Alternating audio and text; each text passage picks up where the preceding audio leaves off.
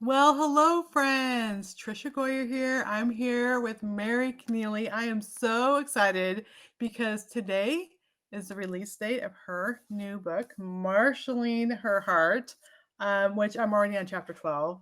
Really enjoying it. Yeah, it released today. I'm on chapter 12. That tells you how much I'm enjoying it. But Mary, welcome and tell us a little bit about yourself.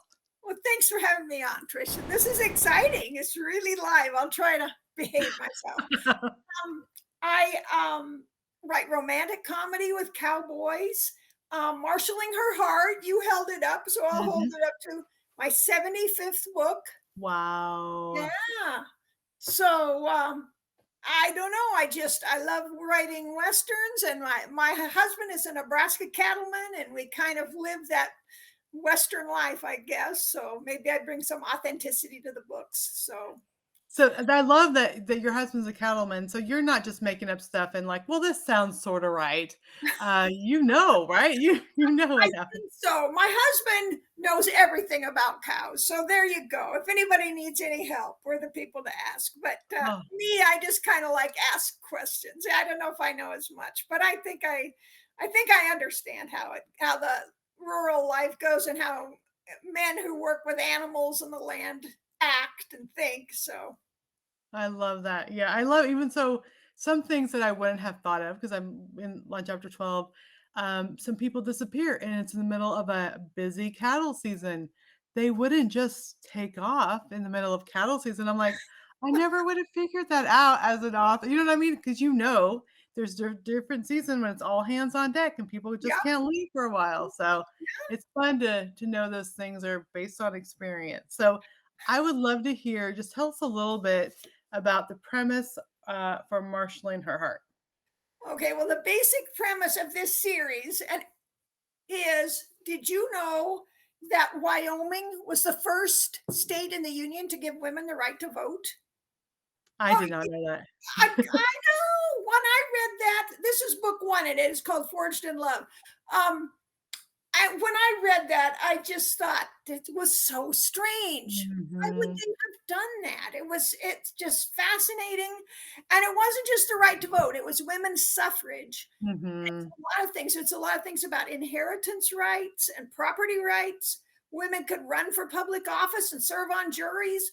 And just, for example, like if a woman had a job, which was very unusual for a woman to have a job outside the home, but if she had a job and kept the money for herself, she could be accused of stealing because that money was like her husband's. Wow. Yeah, I mean, women just had no right to anything. Oh, she couldn't Mm, sign a contract. Her husband could sign it for her, but she could not sign a contract. Um, I mean, there was just some really strange rules. If they both had a homestead and then got married, then they could have two homesteads. But if they got married first, she couldn't go get a homestead. oh, wow. Yeah, it just was real strange. And so women's suffrage, it was just a big deal. And I read a book called it was about the first woman justice of the peace, and she was in Wyoming. And it's just she's an interesting character, and it was just sort of set the backdrop. And of course, mainly what we're doing here is we have a stagecoach robbery and we're trying to Right. catch bad guys. So that's kind of the background. But I gave the women all kind of non-traditional careers, a blacksmith. And then my second book, she's a first, I mean, she's like the second woman justice of the peace, Yeah, right? yeah. I know who the first one is, but after that, so that's called The Laws of Attraction. And then my third one here is a lady rancher. And I write so many lady ranchers, Tricia, that it doesn't seem non-traditional to me, but I suppose it was. But it's just something I have to fight because that's what I want to make all of them. Yeah. So she owns her own ranch and runs it herself. And anyway, And what I love is these characters. So the characters from the other books show up in this book. So we yes, see the court scene.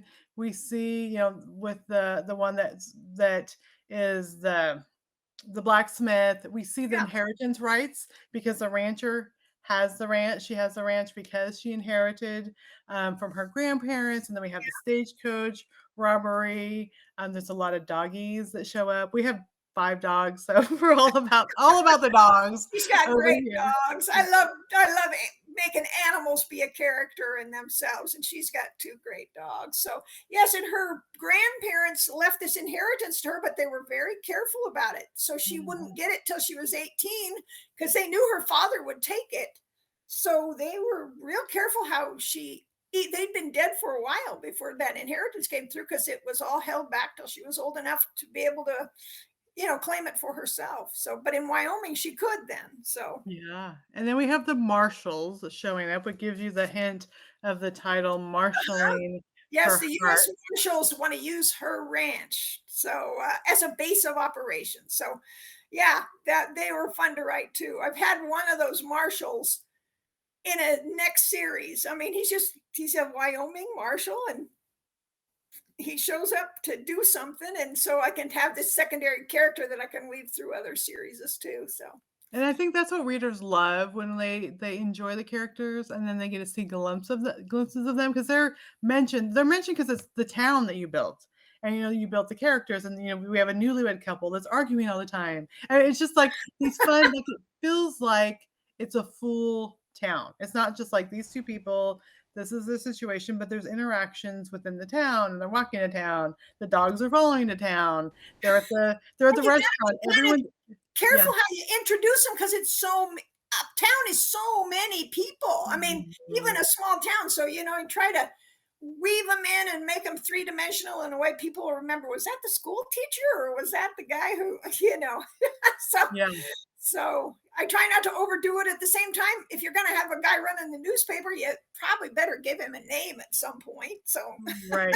Yeah, and then you never know who later that you're putting in just as those little characters can have their own book, and there that's the you fun part of go. it. Yeah. That's the fun part of it. So we have the romance and the kiss and all those threads with the robbery, with the town, with historically accurate information, with the ranches, and Wyoming is just gorgeous. So, I Yeah, mean, if you love this type of stuff, it's the whole package there. I'm really enjoying it and I love the characters' interaction. And she's a tough cookie. yeah, She has yes, reasons to be a tough cookie. She has some walls, that she's put up, and then he doesn't like secrets. He wants to know all the information. So it's a balance of she's putting up walls, he wants to know all the secrets, he needs her, she doesn't want to admit she needs him, yeah, but yeah, yeah. it's great. Well, she struggled so hard because her father was really a tyrant.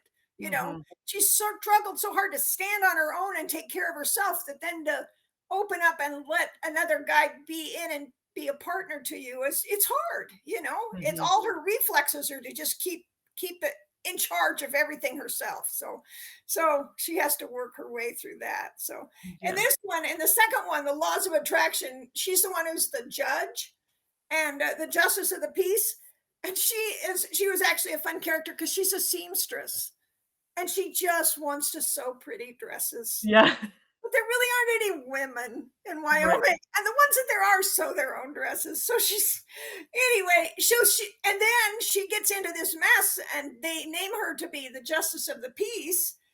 And all of a sudden, she's just like, she's tougher than she even thought she was. Mhm. And her first husband, her deceased husband, was a lawman, and she learned a lot from him. And she just so she had a we had a lot of fun making her the little sweet pretty princess be tough, and then this one having the tough feisty lady rancher be a little softer, and it's kind of how you make the book come alive a little bit, have characters grow and change. And Yeah, I love it. Okay, so this is book 3 in the series. Is that gonna complete the series, or are you gonna yes. do more in the series? Okay. No, so far these three, this 3 book series is on its own, and I tried to make each book stand on its own well. But the only thing about the other books, then it's kind of fun because she's got a subplot in this book. Yeah, She's having a baby. It's not yeah. a big part of the story, but it might be a little more fun if you've read that book and know who she is and what she went through to find her love and her happily ever after. So And there's a court scene already, so I'm on chapter 12, there's already been a court scene with the justice of the peace. yes, that's right. And like you said, you tried to make it so it's standalone, so I've never felt confused. Like, even though I figured, like, some of these characters were probably in the previous books just 'cause, you know, they just are part of the town, and she's having a baby, so I'm like, "Oh, I'm sure she had a different book." It wasn't like I picked this up and was completely confused Oh, on good. what was happening, so I was It's just good able to to. hear because that's always my goal, but I hope I achieve it. So Yeah, so I've been enjoying it, and then it makes me like, "Oh, I wanna go back and see, like, how she got to be Justice of the Peace, or what is this romance that she's now having a baby?" So that makes the fun thing too, is to see that they can stand alone, so don't feel like, you have to read the other 2 before you read this, but also I know a lot of people say they wanna read the series when they know the series is complete, and so now 3 books are out, and you can go and enjoy them. you can dive in and do all three one after the other. Yeah, So and I'm listening on Audible, which is also they did a great job. I don't know if you had a chance to listen to it yet, but oh, I haven't. You like listening to books. I I can't seem to do. do it. I catch myself daydreaming, Oh, no. and then So I'm what I missing do the story. is, I have a grandma I take care of, kids I take care of, so when I'm folding laundry, cleaning the house, I have the book in, so then it's the dual thing. I can clean and listen to books at the same time. There you go. All right. I love it. So I don't daydream at all. I forget about the world around me. Like, I have to be careful when I'm cooking that I'm concentrating on actually cooking. Otherwise, I just, like, will be like, "Oh, Oh, I'm I good." know that's Audible. It seems like I talk to more people who listen to books even than Kindle these days. So Yeah. Yeah, yeah, I would say I definitely listen to more books than I actually physically sit down and read now. yeah, So, except unless I'm on an airplane, then I'm all about the reading the books, but otherwise, I just listen to them all. okay. Yeah. Alright, so you talked about 75th book, which is just amazing. It is. I Um, can't believe it. yeah, and so all of them been, and now I've read some of your other ones too that were Western. Are all of them historical Western? Have you done anything different? The vast majority of them are historical westerns. I've got a cozy mystery series. It's Mhm. contemporary. I've got a 5-book series that I indie pubbed that is contemporary lawmen. I call it the Garrison's Law, and they're Texas Oh, lawmen. And so I tried to have it be cowboy-ish, but they're not really cowboys. But still, we got that Western vibe, I hope.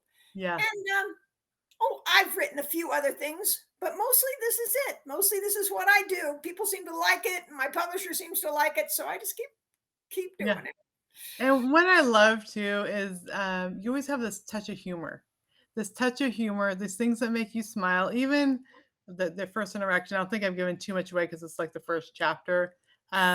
He comments on her nightgown.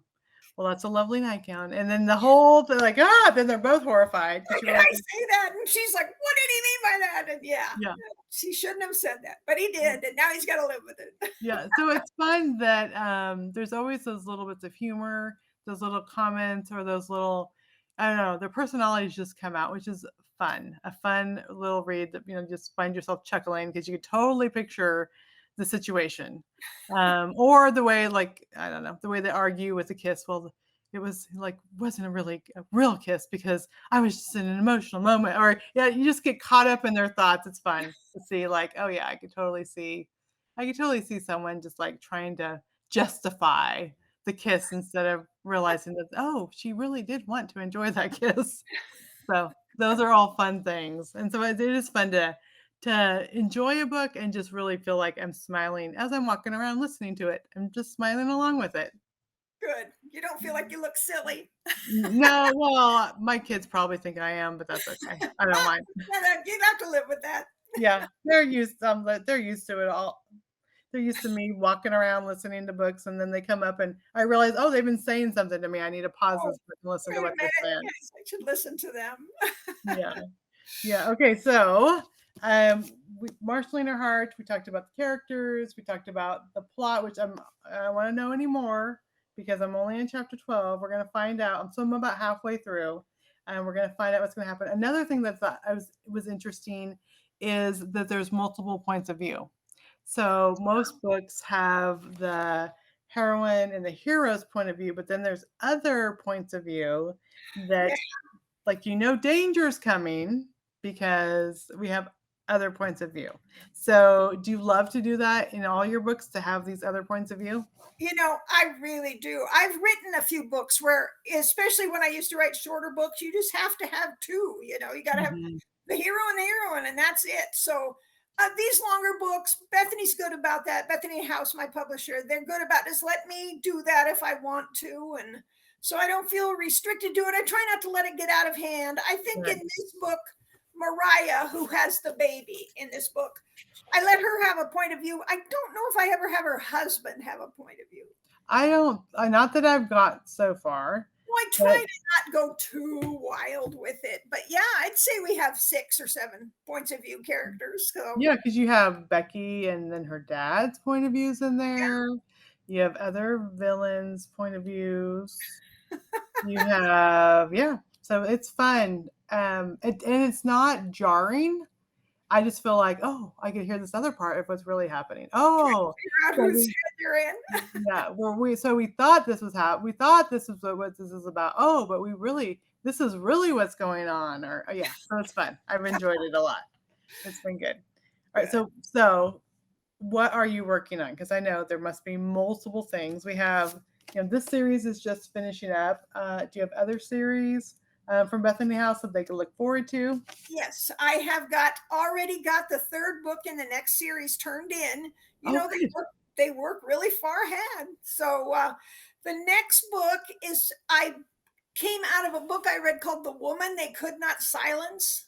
And I would encourage anyone to read this book. It's a true story of a woman whose husband locked her up in an insane asylum. And Wow. back then, you could do that. Yeah. You have all these lists of things that could qualify you to be insane. And one of them was just a wife. All a husband had to do is just take her somewhere and say she's crazy and pay whatever amount the guy wanted to pay, so that the troublesome relatives, grandpa won't die and we need his inheritance, all this stuff. And these insane asylums they had all these people together. They had perfectly sane women whose husbands just wanted to get rid of them, right next to people who are truly mentally ill. Oh my goodness. And then one of the points they keep making was that was a terrible place to be if you were sane, but it was a terrible place to be if you were insane too. Mhm. So I tried it, and these days, especially, you can't treat mental illness anything but with a lot of respect and care. Mhm. Mhm. So so anyway, we that book begins on the night when the woman's whose husband locked her up in insane asylum escapes with her daughter's help. And so the love story is between her daughter and this guy that helps him escape. But it was just really interesting. That lady who did it, that her husband, the thing I think that broke the camel's back, her husband was a pastor, and Oh wow. this is pre-Civil War, somebody who was making a fortune off slavery with his trading with the South, came around a millionaire or a very wealthy man, town to town, and he told ministers whose churches were um, abolitionist, I'll build you a new church if you'll switch over to be pro-slavery. And her husband said, okay. And he took it, and his church, which was abolitionist church, he switched it. And his wife just said, absolutely not. And she quit the church. Well, of course, she humiliated him. So Oh she wow. Spain. And she just really outspoken, like, I am not going to a church that is pro-slavery. I'm not going to do it. And a few years ago, you wouldn't have done it. And so this is an adult woman. They've got 5 children together. And he locks her up in an insane asylum for 3 years. This is a true story. Yeah, yeah. And this woman, she was in there for 3 years, and she was enough trouble to the guy who was running it, who was just a jerk. He knew she was sane, except he just believes anybody who's got an opinion is insane. Any woman's got obviously she's insane. Right. She caused so much trouble that he kicked her out. So her husband had it set up to put her in an even worse insane asylum. Oh my goodness. And he took her home, and he was like, he had arrangements to leave the next morning, and she threw a note out through a boarded up window. She got a note out, and somebody picked it up and went and got her out. They went and got a friend of hers, because the note was addressed to a friend. Right. And they came, and the police came, and with the requirement that she appear before a judge. And she had to go through a trial to prove herself sane. And this a whole story. And then that woman got proved to be sane. and she changed the world, Trisha. She went out and Wow. she started talking to legislators and governors and newspapers, and she wrote a book. And her husband, the day she was going to be declared insane, and she could tell how the trial was going, and so could her husband. Her husband didn't come to court that day, and when she Mm. got declared insane, she went home. Her husband was gone. He'd sold the house. He disposed of all her possessions, and he'd taken their 5 children and vanished. Oh my word. So she's homeless. She's penniless. She doesn't even have a change of clothes, and she has no idea where her husband is, and it takes her years to find her children. He took them to a state that she would be declared insane on his word, because this was like in Wow. Chicago. So Right. now, and so she couldn't go to her children. She'd be locked up. So she started going state to state and getting laws changed. And it's just a really inspiring story. Brave. And I think that's where when we read these parts of history that are so unbelievable that people haven't heard of, and I love that you are working on like you are tying Yeah. that into a way so now people are going to pick up a novel and understand and hopefully go pick up this book after they read about the Well, novel. and But the suffrage is the same. yeah, We are in such an age of seems like there's such a terrible battle of the sexes, but you go back to the beginning where it was just a simple matter of just Americans have rights. Why don't women have rights? You mhm, know? And this woman in the insane asylum did not have rights, and she fought so hard to have rights. And these women who were fighting for suffrage, they weren't trying to take yes, over anything. They were just trying to get some kind of status as an equal American citizen. So anyway, it's really was fun to research. And when you read a book like that, that just kind of gives you chills. hmm. That's when you know you got an idea that would, I love it, yeah, and yeah, that you just wanna tell people about, and did you know about this? And then that's like, okay, that's a hint that we definitely need to dig in and write, and I love that, like, things that we just take for granted, like the right to vote, like yeah, the fact that our husbands cannot take us and put us in an insane asylum, like, these things are just so common now, but they weren't always common, and it's because people who went before us, made fought a difference. so hard. They've Yeah. devoted their lives to it. And one of the things I think is funny, because you're reading all this stuff about women's suffrage, is women. One of the things they kept saying was, if they just give women the right to vote, there wouldn't be any more wars. And I think, well, that didn't work out Yeah, very. that didn't work, Kind yeah. of makes you realize, I don't know, I guess they thought women were going to rule the world or ruin the world. In the end, it's just all kind of the same. So it Yeah, really didn't hurt them to let the poor women vote. So anyway, yeah. that's And I think well, I even think when it comes to voting, isn't it like something like 30 something percent of people vote? it. Because Yeah, they don't we even just take vote. it for granted. Yeah, Yeah. it's Now like, you get the right to vote and you don't even vote. So, don't even do it or don't even know what you're voting about or yeah.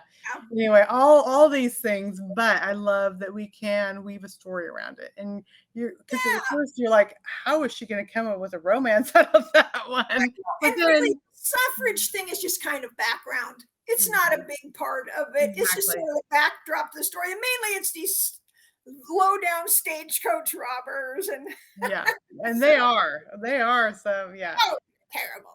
So, Yeah, and it's just so interesting, because just right by our house, the road is called Stagecoach Road, and I was just driving with my kids, and I realized, like, did you know it's named this because this is where the stagecoach used to go through Arkansas?